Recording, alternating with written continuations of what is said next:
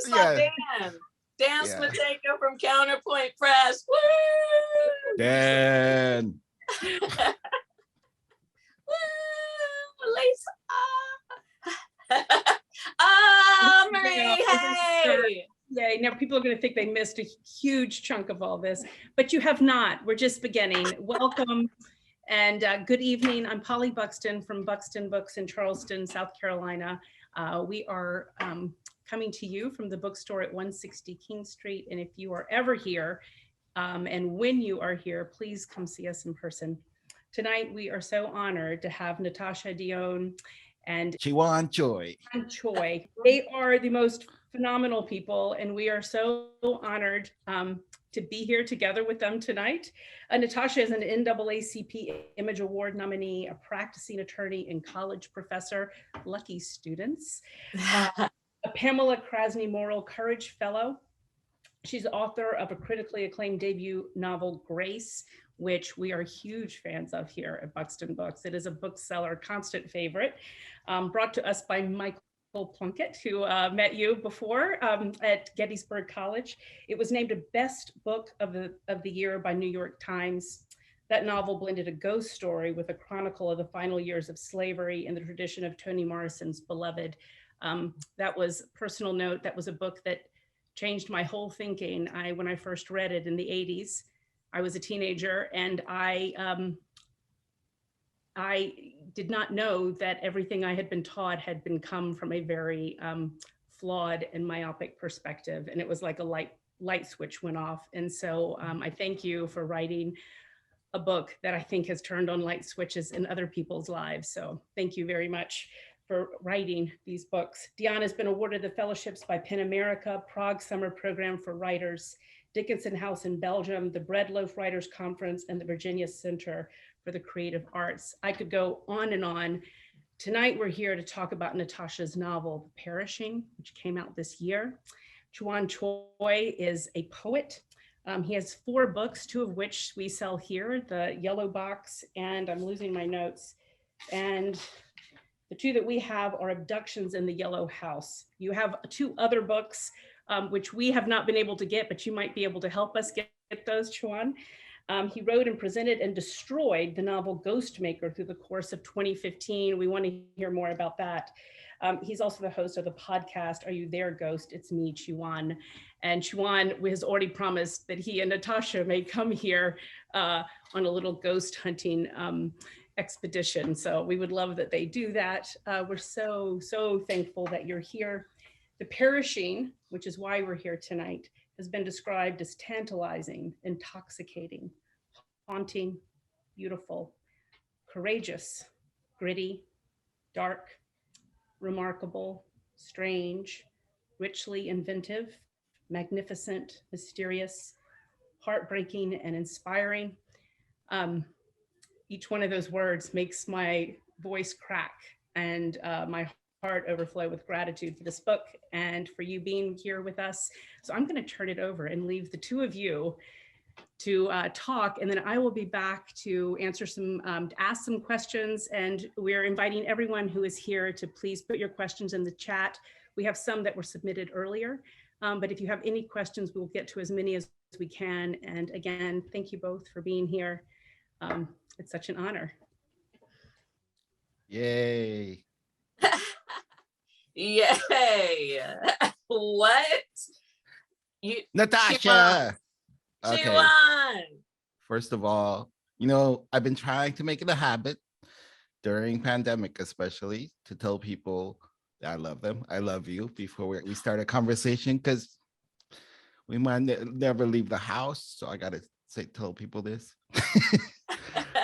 And you know how much I love you. I'm so excited and honored to be here chatting with you. As your book has hit the world, it's just been like,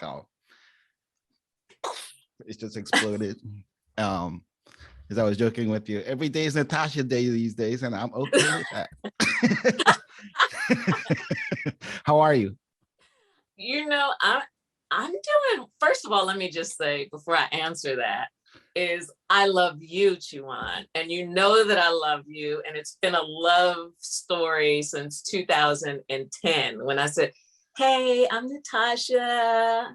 And you're like, I'm Chiwan. I was like, you want to read it in my thing? I have this little reading. Zoe is here. And I saw Kate. Yeah.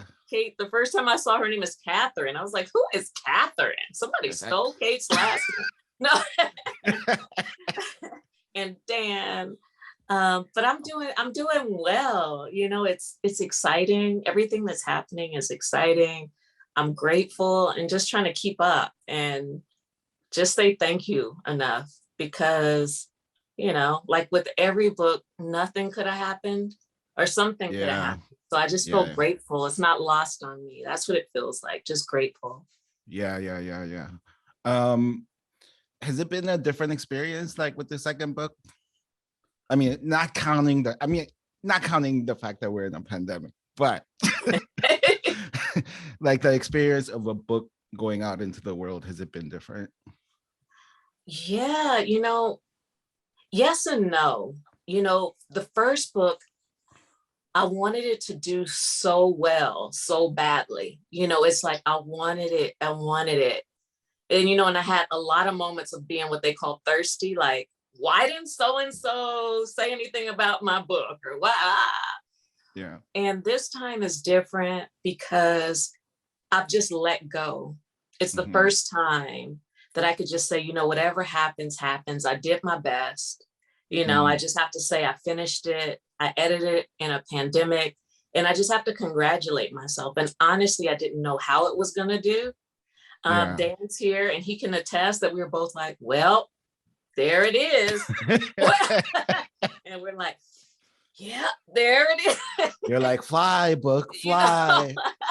With grace. I don't know if it was like the novice thing, like, yeah, that did that. That's good. Like this one, I'm just like, well, but it was what I wanted to say, you know, and it was easier to say I did it for me. You know, I just felt grateful. Yeah, it's so weird, you know, like, you know how I get. I'm a sucker for melodrama and stuff, but you know, anything, whether it's a movie or TV or book or songs, it's like, how many times did it make me cry, kind of thing. But swear to God, when I saw you crossed it out, it was like, to me, you know, I was like, I haven't even started the book and I'm crying. It's like freaking Natasha. You know what? Because we're here in Charleston right now, I'm going to tell you the true story. I think I may have had COVID before everybody knew what it was because I was in England. People were dying in England. This is 2019. This was New Year's Eve. And I remember being so sick. It was the sickest I've ever been in my life. We were all sick, except for my husband had it too. But when we came home, I was working on this book. And then I remember I was like, I had Tu Lee, which is my husband's name. And then I had Tu Ava, Tu Ma. And then finally, and I showed my husband when it was Tu Lee. And then I remember thinking, no, I don't want to do this. And then he said something and I just crossed it out. I said, it's to me. I did this for me, not for you, but for me, not for my babies, not for mama. I'm doing it for me. Were you like, what did you say, Lee? Watch me cross you out. Watch me cross you out. I should have. I should have done it slow-mo. Yeah. Watch me cross you out, letter by letter. But it didn't even matter. But I remember I was crying though. I'm laughing about it now, but to do that action, I was crying. Hey, look, there's my husband. We saw this. Yes, it happened like that. What are you doing on here? He's not supposed to be a guest. Lee is like bollocks. He's English. He says, but yeah, no, but it was the hardest line to write. I'll be honest. In the whole novel, it was the hardest line to write. Was that it was for me. It wasn't for anybody else. It was for me. And the next day I was in court early in the morning and I had to call a friend because I was thinking, I felt like I was going to fall apart. My friend Faye. I said, Faye, I wrote this dedication And it really, What do you think it was?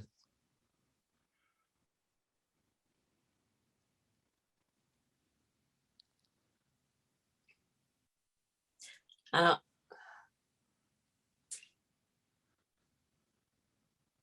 it was just for me, that's all. You know, I didn't Yeah, feel like I had to do it for other people, to try to make it comfortable for other people, yeah, for my children, because they're in everything. If I go to lunch, I'm thinking about my family.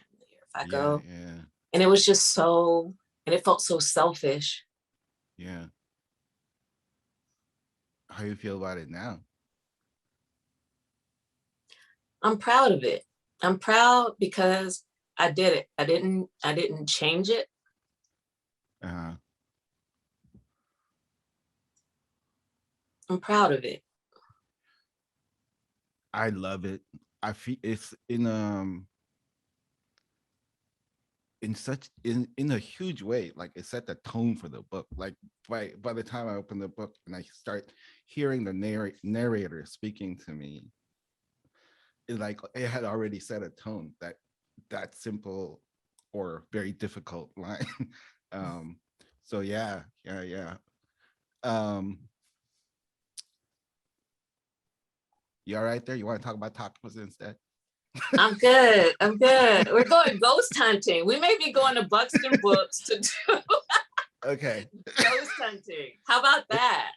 If any of you out there want to fund me and Natasha going to Buxton Books to go hunt for ghosts and possibly tacos. Tacos. We gotta do tacos. And with at least two people documentary team. And we're gonna find ghosts. Yeah. No one's ever combined those two things before. I think it's time. Yeah. I think it's time. Yeah. And if the tacos suck, the ghost better be good, right? Yeah. Okay. We talked before about grace, about like how, like where, about the incident with the person visiting you in the house and like sort of having, and then you sitting down to write. Was there something like that with this book also? Like something that happened that you went, oh, I need to start writing this now? Yeah, and I told this story recently, and I keep saying I'm not going to tell this story anymore. I'm not going to tell this story anymore, but it's true, and that's what happened.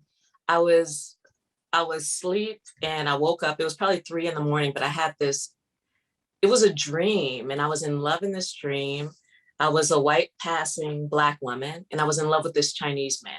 Mm-hmm. And I had a memory of him in the dream. I knew who he was. I could smell him. And I was in this inn. And I remember waking up and going to look for him. And this horrible thing happened.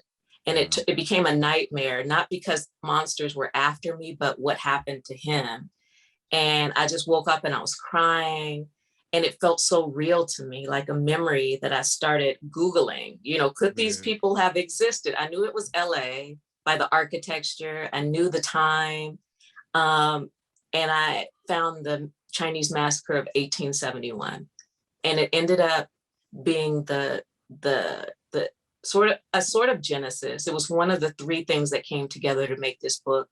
But that scene became chapter 35 of the book. So I didn't want to edit it out. I remember Dan's here. He can also attest to this. He was like, well, do we really need this thing? Yes, we do. That's the yes, reason we do, why Dan. I wrote this book. But then I didn't know what to do with it. Just like with Grace, the opening chapter, which was a dream, and the perishing, it became chapter 35, but I didn't know how to intertwine 1871 with 1930, because I thought that was the story I wanted to tell. And then it became, through craft, what it is now. And someone called it sort of the Black version of the film Memento. Like there's all these pieces. So it requires the reader to pay attention. And then it gets to the end. And Yeah. That whole opening, it's not really monologue, but the narrator telling us all her story for like the first like 30 pages of it. It's like such, like I almost pictured the person on stage doing it as a whole monologue, and it was just like I was so engrossed in it. And I was talking actually last night with the great Cassandra Lane. We were talking about you. Cassandra, I love her. Yeah. And I was like talking to her about this, both in Grace and this. Like,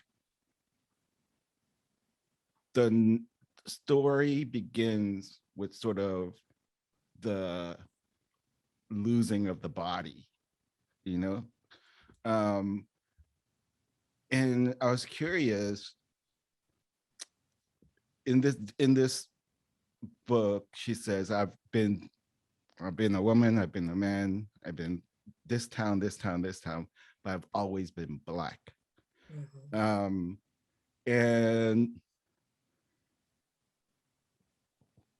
I wanted to ask you, and I was trying to ask her too last night, like, how does, when the body is discarded, how does the Blackness like carry on in these, both the narrator of Grace and the narrator of perishing? Mm-hmm. So sort of why Black? She's always a woman. Yeah. I mean, she's always Black. She's not always a woman. So she's different. When I think about whatever is left of us, whether you want to call it spirit or soul, or maybe nothing, but and I call it in the book, the inarticulable part of ourselves that may not be biology, that strange, that somethingness. So I didn't want to come from a religious perspective. It's no matter what you believe, I believe that people have a sense of this otherness, whatever that thing is. And I thought, when this body goes, if that exists, it's not going to have a penis, it's not going to have a vagina, it's not going to have anything that really, I think, that makes it what we call this gender, that gender, some outfit, some hairstyle, none of that. I think there's something else that's left of it. I knew she was always Black because I wanted to tell the story of Black people before the transatlantic slave trade, when we were just minding our business like everyone else. Like the way the narrative is now is Black people were in Africa, and that was the only place they were until the transatlantic slave trade came and sort of dispersed everyone, which wasn't true. You know, we were everywhere in the same way that the Asian culture was everywhere, in the same way, you know, everyone else. But I remember always noticing that other people, even through time, so even if you read the earliest chapters of, for instance, the Bible, or if I were reading, I have a book about Egyptians and the stories that they told. This is like from 2000 BC, but they would identify the Nubians, you know, those really dark Black people. Like they noticed them, they made note of it. So that was always strange to me, because the thing that really distinguished them was their skin color. So I wanted to be able to tell the story of Black people when they were living in England and when they were the stewards in Scotland. That's what they call Black, means steward. You know, so all throughout time, and to retell the story that we weren't just straight from Africa to slavery or from slavery to now. Like we were everywhere too, doing everything. Yeah.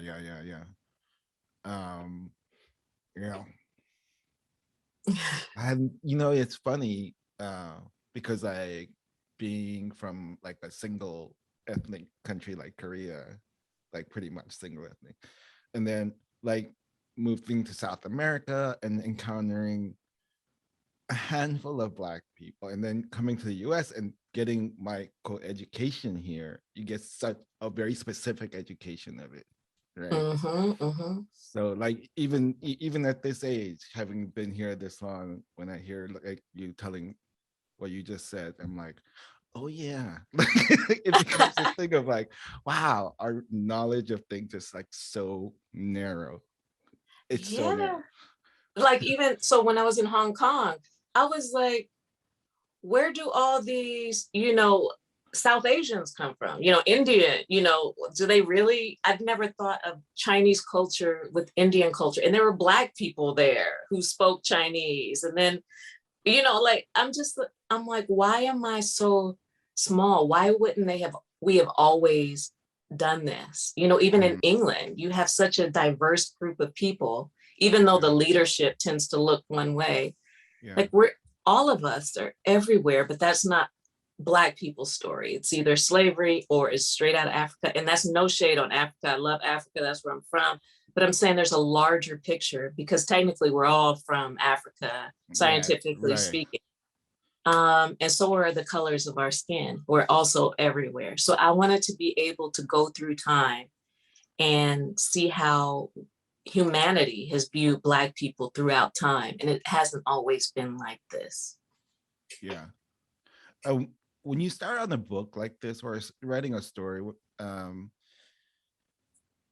you think about where you want the narrator to end up at the end of the story? Like journey wise, like, is it something you shoot for and you start writing to it? I know Dan is laughing right now. Okay, so when I first wrote, I'm sorry, when I first wrote this, I saw the ending and she was just like, bye. You know, the character, she's standing on the water, deuce, like peace, bye. That's it. That's the end of the story. That's it. And I remember Dan, my editor, was like, she can't just say bye. I was like, and why not? The story is over. Why not, Dan? So I knew that she would leave, but I had to work out how she would leave. And I hope that the reader would see the repetition and other characters leaving in the same way that she did. And, you know, if you miss that chapter, it'll be like, wait, where did she go? But if you read the story, and it's a story, it's a multicultural story. So there's Chinese characters, there's Jewish characters, white characters, Black characters, but the main character is Black. And I wanted it to be a love story, but not a love story dependent on the man. I wanted it to be about women.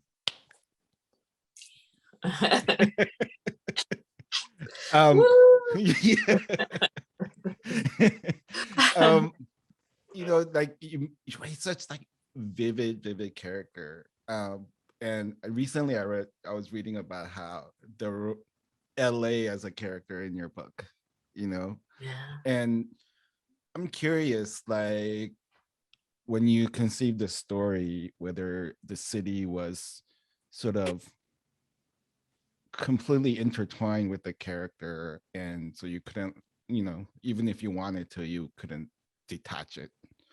I'm always curious with that, as far as like locations and places go, especially in a country like this. Yeah, you know, LA has always been a character to me. I was born here. I was born at Cedars-Sinai Hospital. Went to school here up until the time I was 8. But even when we moved, I still had to, I was part of the Black community here because, you know, when you're part of the church, because I grew up in the Black church, you're always part of that. So every Sunday, every Wednesday.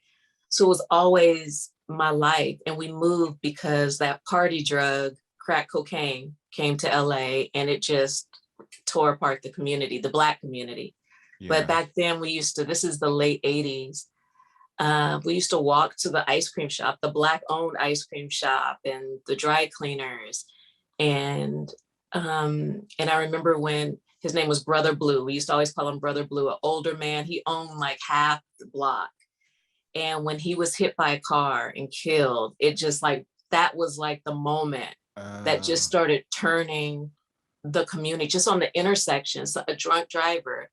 And it just changed the whole community. And then crack came and then everything else came. And then the Blue family came and moved next door to us. And we grew up together on the same block in Santa Clarita. But LA was always alive to me and different, and it embraced me, and I was scared of it as well. You know, someone was stabbed outside of our house, and that was sort of the final straw, and killed.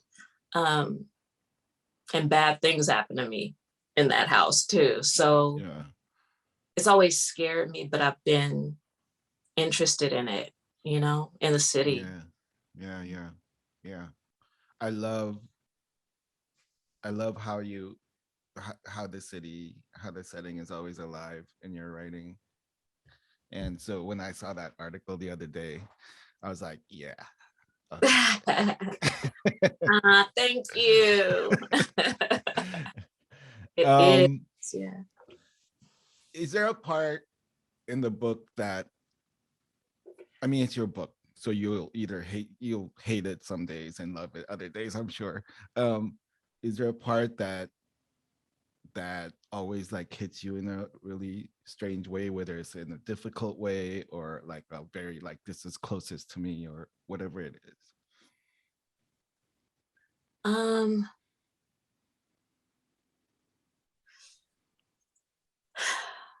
It's always that scene, the dream, probably. Mm-hmm.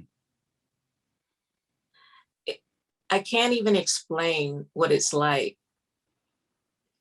to feel love so purely and it's both disappointing. In that dream, it was such, like I said, it was such love, and waking up and knowing that it was gone. Yeah. One. And the second is that the person who loved me that way was also gone in this dream. And I'm lucky to have my husband. I know he's watching. I love you like that. But I love you too, Lee. He loves you. We all love you. But it was beautiful. That, and I think the opening was so, hearing Sarah's voice in writing it. And it starts, my name is Sarah Shipley. And I've tried to change her name probably 1,000 times. Oh, really? From Sarah, and it always goes back to that name. My name is Sarah Shipley, and I've slept with 6 women since I married a man. No one asked the kind of persons I choose anymore. And it's just about, and I wanted to talk about sexuality in the dream, the spectrum of what that means. And also what it means when this is all over and none of us have to worry about, I think we're just floating away, whatever that looks like. It's not armed. We're haunting a bookstore in Charleston is what we're doing. Yes. And we got to see if it's true that they really look like men or women or whatever. But I don't know, but you know what? Mike Plunkett is at Buxton Books. He's the one. Hi, Mike. He was a student when I went to Gettysburg College, and I did a presentation there, and we stayed in contact. But I remember walking the battlefields in Gettysburg, and it was like, and I've explained this, I think, on your podcast, Are You There, Ghost? It's me at Chiwan. But it was like walking through there and seeing, like reenacting what people did. For instance, because I wanted to know what the Civil War battles were like so I could write about it in Grace. And seeing that people with capes, they thought that they were like Superman. If I just put my cape up, the bullet won't come through the cape and kill me. It was like ridiculous. And I remember walking out into the football field, because it looks like a football field, Gettysburg, where they had the final battle where thousands of people died. And it was just open. There was nowhere to hide. So if you walked out in that field, you were going to get murdered. And people did it, and it made no sense to me. And I just remember a moment imagining, it was in my own imagination, like the sky opening, the clouds parting, and all these souls just going up, and they had no shape. They weren't masculine or feminine or. I think it's interesting because the narrator, at this point is a woman, but because she's been all these other things, it's like it just put me in a, like, so early on. And Grace did this too. You have a way, like a great way of just like from the start putting me in a place. And like it, just by her explaining this to me, like it sort of like already like shattered any kind of like gender norm I was going to fall into reading a book, so it was like wow. I love that part. Yeah. Thank you. Before we take some questions from people, will you share a little bit of the book with people, read a little bit? Oh, okay. Okay, I'll take this one. Hold on. You're like, I got a ready. copy laying around here. Oh. I was not prepared. I know we only have, let's see. Let's see. I'm sorry, I'm not prepared. I feel like the worst student ever right now. This is just 27, not prepared. I've never read it aloud. So here we go. Yay. Oh, of course, okay. We like to make crime exotic. The mafia and thugs and drug lords. Forget the bloodbaths they've caused. Forget the real victims. We're relieved when we tell ourselves we're safe and are capable of those same things. But aren't we? If we're hungry enough for power, for food, denied righteous living enough. And if we can't romanticize the criminal, we forget their humanity, forget that their story is more than just their crime. There was life before and after, even in the years behind bars. I know what it feels like to carry the burden of the worst thing I've ever done. That's what it means to serve time in prison. That's what it means to be released into a society that reminds you of the worst of yourself on a public record. You've aged 30 years or earned your growth, a family, real change and redemption. So I won't share the details of my burden with you because I've already been found guilty enough. Wow. Okay. Wow. Wow. Thank you so much for, I mean, yeah. Thank you. Yeah. Yeah, we'll be taking on questions from the booksellers, from the audience. If any question pops into my head. I'm pretty humbled. I don't even know where to start. I have these questions in front of me, so we will. But the two of you speaking, and Chiwan, wow, brilliant questions that you asked. I know that you two speak a lot and that you have already spoken about this book. And that was so powerful and fresh and amazing. I'm really having a hard time talking. I want to say back before, since I'm already teary-eyed about this, that one of the first questions I was going to ask was about the powerful dedication, and that already went but it really was powerful. And Chiwan, how you described how it just set the stage and the tone to take you into the book. And it really, it's just brilliant. And thank you for your conversation. So Thank you. I'm going to move to something that is probably, hopefully, a little bit less, it could be emotional as well. But a question is if you could give your younger self one piece of writing advice, what would it be? Oh, Yeah, that's such. You know, I wouldn't tell her anything. I would, no. Yes, I would. That's a lie. Okay. So now, I would tell her to be grateful from the beginning. I would tell her to be grateful because here's the real truth, that in the beginning, you're climbing so much. And this is the same in life. Your tools that you have in life are to climb. They're not to actually land somewhere and to build a home and stay. And when you're climbing, it's so exhausting, and you're trying to do the right things. You're trying to show up. You're trying to, not because you want something, but because you want to be part of the community. And I think you have to invest in the community, in any community you're part of, whether that's at home, you could wash some dishes. That's what I tell my daughter. You can wash the dishes. We're a community in this house.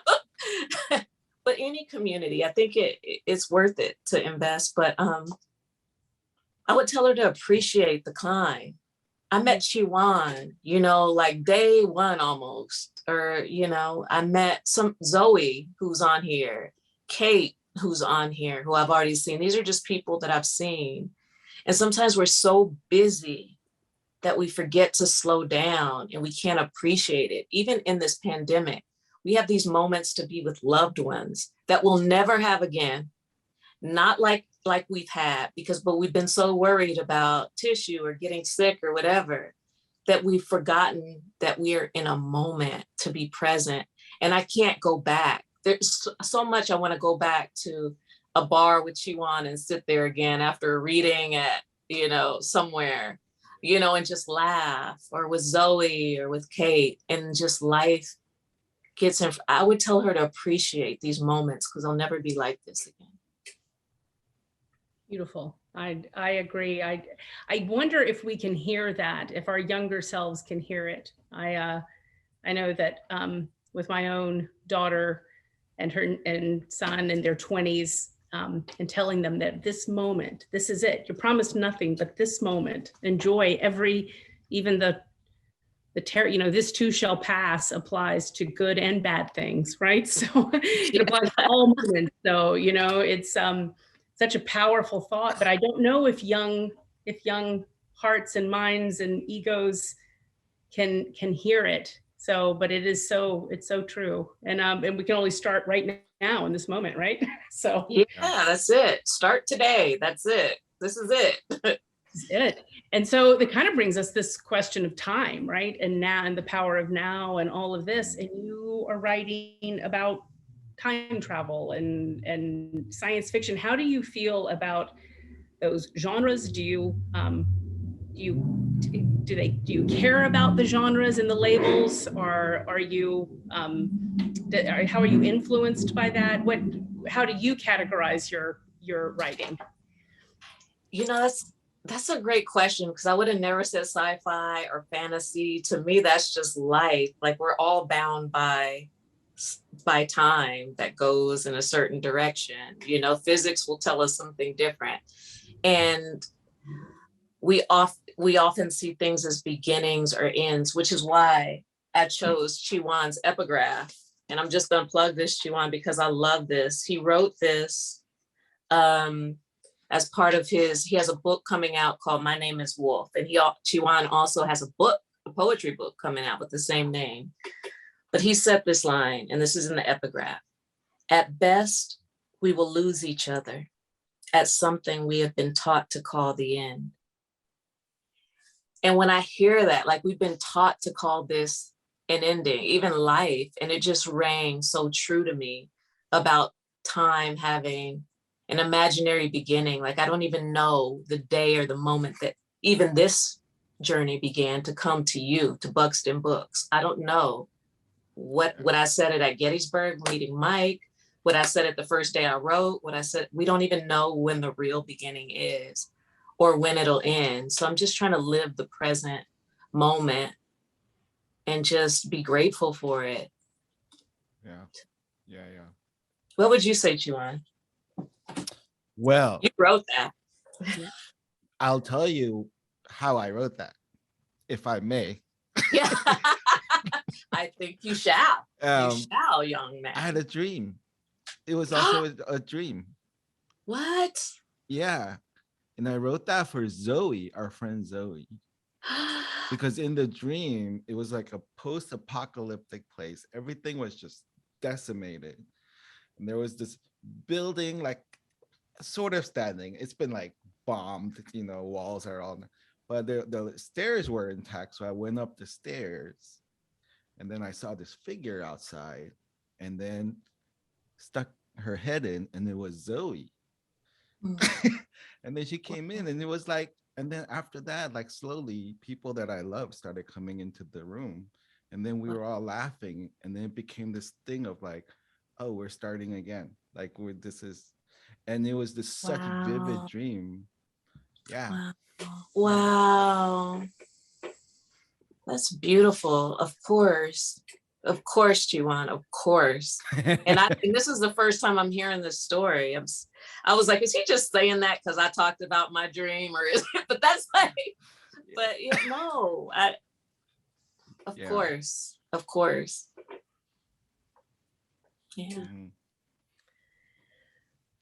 Well, we all want that book of poetry, Chiwan. So let us know how we're. Okay. I kicked up my antidepressants a little bit, so it should be good. We're good. It's getting there. And you're going to come to Charleston for Ghost and Tacos. So Ghost and Tacos tour. Always something to look forward to. And poetry. We're going to throw poetry.